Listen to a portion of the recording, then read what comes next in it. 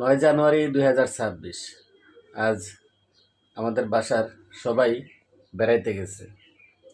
আমার মিনি বাড়ি খালি, আমি এখন দোকানে চলে যাব, কিন্তু ও আমাকে যাইতে দিচ্ছে না। ও আমাকে বারবার বুঝাইতে চেষ্টা করতেছে, তুমি যাও না, আমি বাড়িতে একা। দুপুরে আসলাম, ওকে খাবার দিলাম, আমি নিজেও খাইলাম।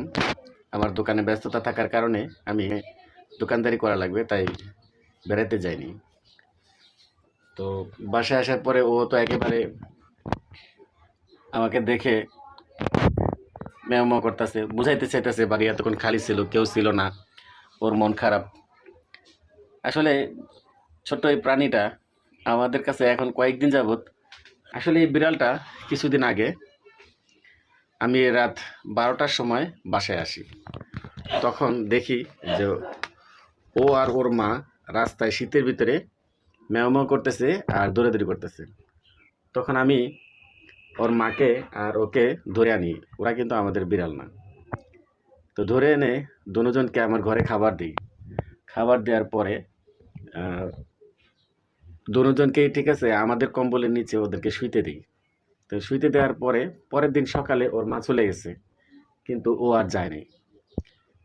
আজ অনেক দিন যাবৎ, ওরা প্রায় সপ্তাহখানিক হবে, ও এখন আমাদের বাসায়, কিন্তু ওর মা চলে গেছে। তো সেই থেকে বিড়ালটা আসলে আমাদের সবার মনের ভিতরে জায়গা করে নিচ্ছে। আমরা যা খাই ওকে তাই খাইতে দিই। ও দেখছে নিজে আমার হাতের উপরে, ও রাতে ঘুমানোর সময় আমার শরীরের উপরে ঘুমায়। জানি, যাও যাও, আমি দোকানে চলে যাব, আমার দেরি হইতেছে, যাও, থাকো।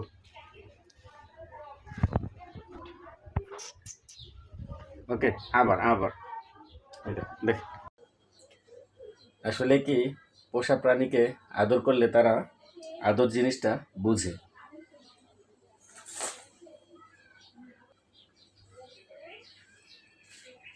থাকো।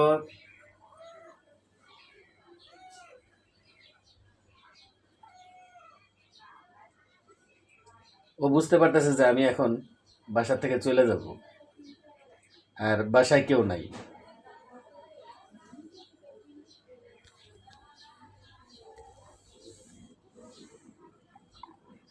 দুপুরবেলা আমি বাসায় আসছি, ও কাউকে দেখছে না।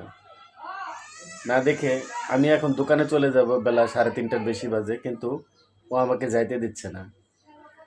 বারবার আয়সা আমার কাছে বসতেছে, মানে এমন একটা কিছু বুঝাইতেছে যে